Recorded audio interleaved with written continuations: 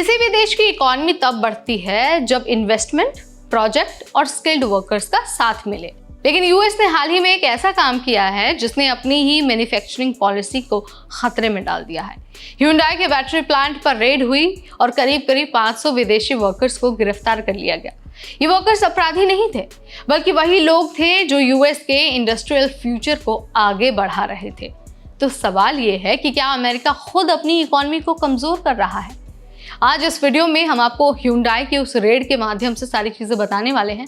समझाएंगे कि कैसे ये जो वर्कर्स हैं वो यूएस की इकोनॉमी के लिए बैकबोन है और कैसे इस रेड के जरिए अमेरिका ने खुद अपने पैरों पर कुल्हाड़ी मारी है।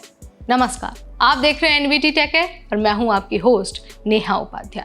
आपको याद होगा हमने आपको पिछले दिनों एक वीडियो के जरिए जानकारी दी थी कि Hyundai motor company Savannah Georgia में एक इलेक्ट्रिक बैटरी फैक्ट्री बना रही थी। ये प्रोजेक्ट यूएस के लिए बहुत बड़ा सौदा था क्योंकि ईवी बैटरी इंडस्ट्री का जो फ्यूचर है उसकी रीढ़ इसे माना जा रहा था।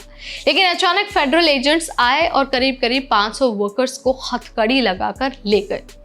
अब फैक्ट्री का काम रुक गया है। इसका सीधा मतलब है कि जॉब्स में देरी होगी, इन्वेस्टमेंट का नुकसान होगा और इकोनॉमी पर ब्रेक लग जाएगा।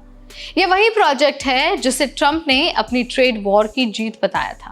उन्होंने साउथ कोरिया पर टैरिफ की धमकी दी और बदले में Hyundai को यूएस में इन्वेस्टमेंट करना पड़ा। लेकिन सोचिए, एक तरफ ट्रंप ट्रेड वॉर जीतकर प्रोजेक्ट लेकर आए, वहीं दूसरी तरफ उसी प्रोजेक्ट को रेड करके रोक दिया ट्रंप ने। ये इकोनॉमिक लॉजिक के पूरी तरह से खिलाफ है। ये ठीक वैसा ही है जैसे कोई किसान बीज बोकर पौधा उगाने से पहले ही उसे काट दे। अमेरिका के इंडस्ट्रियल पॉलिसी एक बड़ी समस्या से जूझ रही है। वो समस्या है स्किल्ड वर्कर्स की भारी कमी। हाईटेक मैन्युफैक्चरिंग में जितने लोग चाहिए उतने अमेरिका के पास है ही नहीं। कंपनियों को प्रोजेक्ट पूरे करने के लिए विदेशी टैलेंट लाना पड़ता है, लेकिन इमिग्रेशन सिस्टम इतना कॉम्प्लेक्स है कि स्किल्ड वर्कर्स को कानूनी तौर पर लाना लगभग नामुमकिन हो जाता है। इसका नतीजा क्या निकलता है? नतीजा ये निकलता है कि प्रोजेक्ट देरी से पूरे होते हैं, लागत बढ़ती है और विदेशी निवेशक अमेरिका पर भरोसा खोने लगते हैं। Hyundai रेड ने सिर्फ एक फैक्ट्री को नहीं रोका, बल्कि दुनिया को एक खतरनाक मैसेज भी भेजा है। मैसेज ये कि यूएस में अगर आपको इन्वेस्टमेंट करना है तो तैयार रहिए, आपके प्रोजेक्ट अचानक रुक भी सकते हैं।